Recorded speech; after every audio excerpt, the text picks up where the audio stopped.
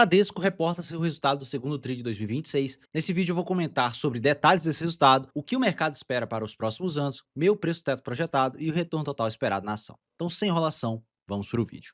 Lembrando que nada desse vídeo é uma recomendação de investimentos e eu já deixo o convite para você se inscrever nesse canal e não perder nenhum vídeo. Temos aqui alguns destaques do resultado do segundo TRI de 2026, onde o Bradesco reportou um lucro líquido recorrente de 7,1 bilhões de reais, uma alta de 16% em relação ao mesmo período do ano passado, e 3,5% de alta em relação ao primeiro TRI de 2026. Com um sólido resultado desse, é bem provável que o Bradesco vá alcançar a estimativa do mercado de mais de 28 bilhões de lucratividade para esse ano de 2026, mostrando também que ele pode estar bastante descontado nesses preços, e atualmente ele está com ROI de 16,2%, uma alta de 1,6 pontos percentuais em relação ao ano passado. Uma rentabilidade muito boa, e a diretoria destaca que querem alcançar 18% de ROI nos próximos anos. Se realmente o resultado continuar com essa qualidade, eles vão sim conseguir alcançar esse ROI. E olhando para as receitas totais do banco, cresceram em 10,3% na ótica anual, um crescimento anual médio de 12,5% desde 2024.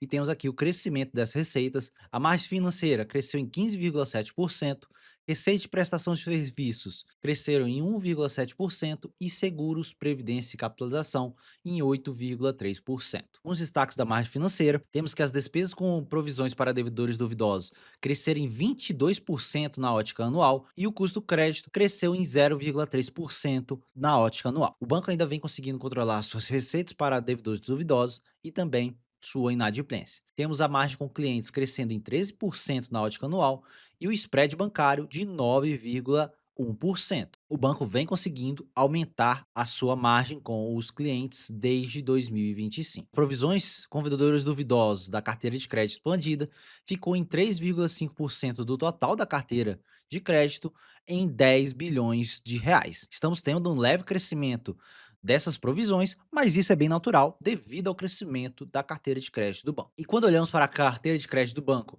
ela cresceu em 11,6% na ótica anual, agora com a carteira de crédito de 1,1 trilhões de reais. Então é uma carteira bem robusta, que é bastante focada em pessoas físicas. Temos 479 bilhões em carteira de crédito pessoa física, que cresceu em 8,4%. Foi a carteira que menos cresceu aqui no curto prazo, mas porque o banco vem tentando controlar sua inadimplência e, em geral, essa carteira de pessoas físicas vem apanhando em todo o sistema financeiro nacional. E olhando para micro, pequenas e médias empresas, temos também um crescimento de 16% nessa carteira de crédito, mas ela é uma das menores do banco, e grandes empresas com crescimento de 12,7%. E temos aqui a evolução da carteira de crédito, que vem crescendo trimestralmente em um ritmo bastante acentuado. Analisando os indicadores de qualidade da carteira, temos que a inadimplência do banco aumentou consideravelmente no curto prazo, na faixa de 4,4%, olhando para a carteira de crédito com atrasos acima de 90 dias, em relação ao primeiro TRI de 26, que estava em 4,2%. Então isso pode até preocupar um pouco o mercado no curto prazo, mas olhando para os estágios da carteira, os estágios estão bem controlados. Existe bastante possibilidade dessa inadimplência continuar estável nos próximos trimestres. Um destaque bastante interessante em relação ao Bradesco é que eles vêm evoluindo a carteira de crédito com garantia. 69% dos créditos está com garantia na carteira de crédito de pessoa física e na carteira de crédito total, 61% já estão com garantia. E temos aqui a evolução da garantia dessa carteira de crédito.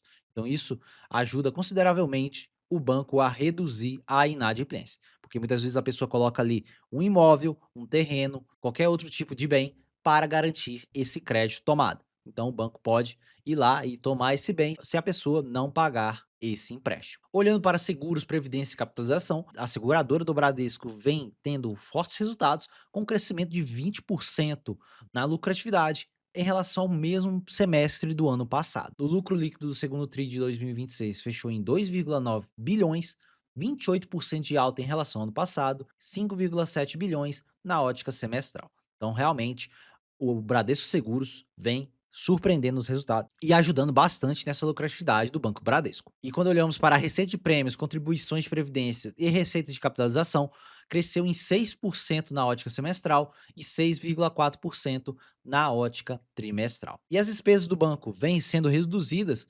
anualmente, com um crescimento bem abaixo da inflação. Temos aqui que as despesas cresceram em 3,4% e sabemos a inflação nesse período ficou na faixa de quase 5%. Então, esse crescimento de despesas bem abaixo da inflação é algo muito bom aqui no Bradesco. E isso é devido também à redução da rede de atendimento do banco, que vem caindo bastante trimestralmente. E o índice de eficiência do banco vem reduzindo e quanto menor melhor a cada trimestre devido a essa redução de despesas. E vamos lembrar do aumento de capital que eu comentei no último vídeo do Bradesco, onde eu comentava que, na minha visão, não fazia sentido algum o banco anunciar antes do seu resultado um aumento de capital, sendo que o resultado do banco ia ser ruim. E como vimos, foi um resultado excelente do banco, com algumas linhas que tiveram certa piora, principalmente a parte de inadimplência, mas nada a se preocupar no curto prazo para o banco. Então, realmente, isso fazia sentido de dizer que o banco ia ter um resultado bem acima do esperado pelo mercado e, por isso, lançar esse aumento de capital para garantir um preço melhor para quem entrar nesse aumento. Porque provavelmente o mercado deve subir as cotações do banco, porque ele vem alcançando as estimativas do mercado. E quando olhamos para as estimativas do mercado, o mercado espera 28,2 bilhões de lucratividade para esse ano, um crescimento de quase 18% em relação ao ano passado. O PVP do banco fecharia em 0,86, com o ROI de 14,62. Então ele vem tentando alcançar o ROI de 18%, mas isso vai levar algum tempo.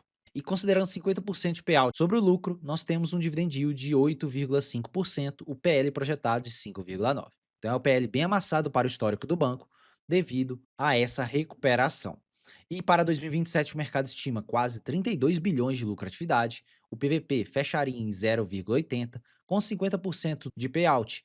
Temos um dividend yield de 9,56% e o PL projetado de 5,23%. Então, realmente, o banco segue descontado se ele continuar tendo esses bons resultados nos próximos trimestres e a partir também de 2027. Na minha visão, já era para o banco estar reprecificado acima de uma vez de PVP, então já temos um certo desconto, principalmente olhando para 2027. O ROI do banco já está começando a ficar acima do custo de capital devido à redução da Selic. A Selic já está em 14% e o banco já está conseguindo ter solidificação no ROI de 16%. Realmente já era para o mercado reprecificar o papel.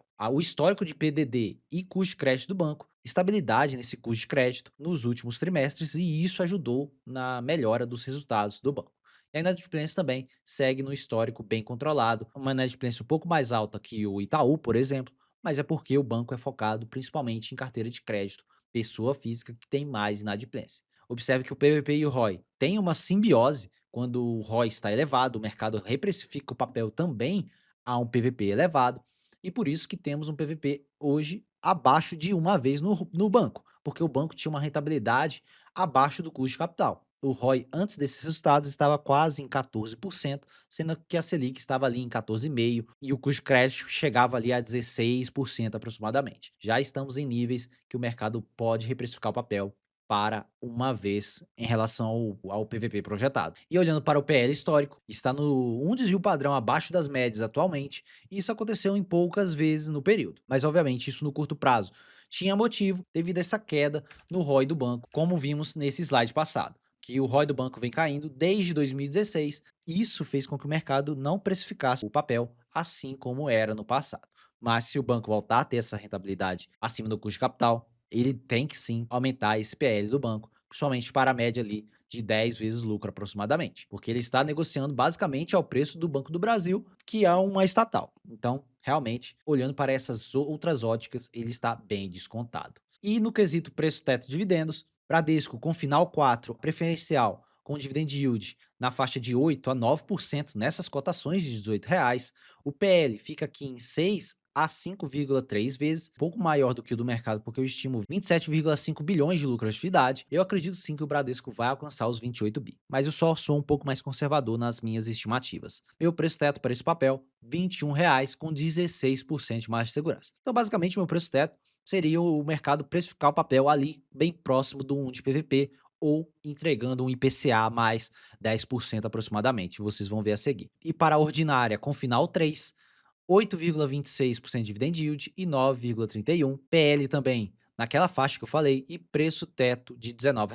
Porque as ordinárias do Bradesco, por ter baixa liquidez, em geral, são mais mal precificadas que a preferencial. 20% de margem de segurança. Isso tudo considerando 50% de payout, que é o usual do Bradesco. E olhando para a ótica do retorno total esperado, isso em relação ao Bradesco com final 3, multiplicando isso por uma taxa de crescimento de 7%, isso para longo prazo, vamos ser realistas, o banco está recuperando a sua lucratividade. Daqui a alguns anos, ele vai normalizar esse crescimento, não vai ser um crescimento mais de 16, 17% na rentabilidade. Vai voltar para a faixa de 7 a 8%.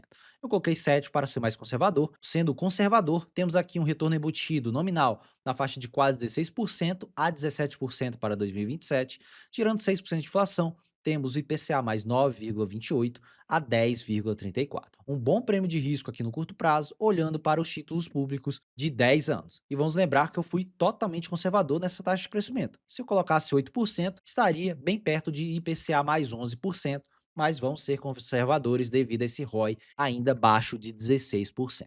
Mas é um bom ROI que pode melhorar para os próximos trimestres. Então, na minha visão, o Bradesco segue com desconto, mesmo olhando para estimativas conservadoras. E olhando para a parte gráfica aqui do Bradesco, eu já comentava em outros vídeos que o gráfico do Bradesco estava bem feio porque ele seguia esse canal de baixa desde 2020. Isso, obviamente, devido aos baixos resultados até esses últimos anos de 2024 e 2025. Com a melhora do resultado, novamente tentou romper esse canal de baixa, mas não conseguiu ali no início do ano e formou novamente esse canal de baixa dentro desse grande canal. Mas eu acredito que com esses bons resultados e talvez um fluxo estrangeiro positivo para a bolsa, o Banco Bradesco possa romper esse canal de baixa, chegando aqui na faixa dos R$ 18, que é bem próximo daquele preço teto que eu comentei para vocês. Realmente existe grande possibilidade do mercado jogar o Bradesco para fora desse canal de baixa e começar a formar um canal de alta novamente. Ainda não tem nada garantido nisso,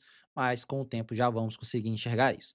Caso tudo azede, a inadimplência comece a ficar descontrolada nos próximos trimestres, tem sim possibilidade do Bradesco voltar para os R$ 10, mas eu não vejo isso no curto prazo, levaria algum tempo para isso acontecer, porque os índices do banco, provisões, ainda seguem bastante bons e eu não acho que isso vai acontecer no curto prazo.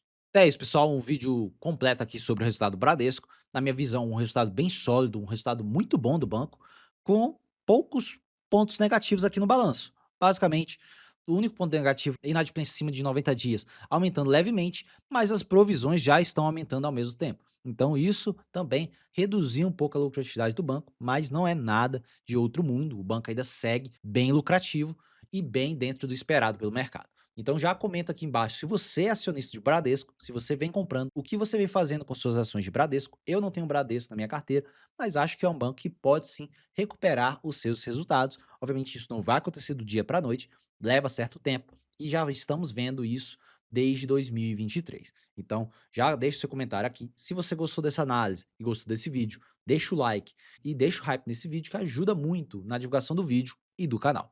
Se você gostou desse canal, se inscreva para receber mais vídeos como esse. Eu faço vídeos aqui diários no canal, também vídeos exclusivos para membros e também com acesso à minha planilha de preço teto e retorno esperado para membros. Então, se você quiser ser um membro, clique aqui no botão abaixo, seja membro do canal. Meu nome é Thiago Cardoso e eu te vejo no próximo vídeo.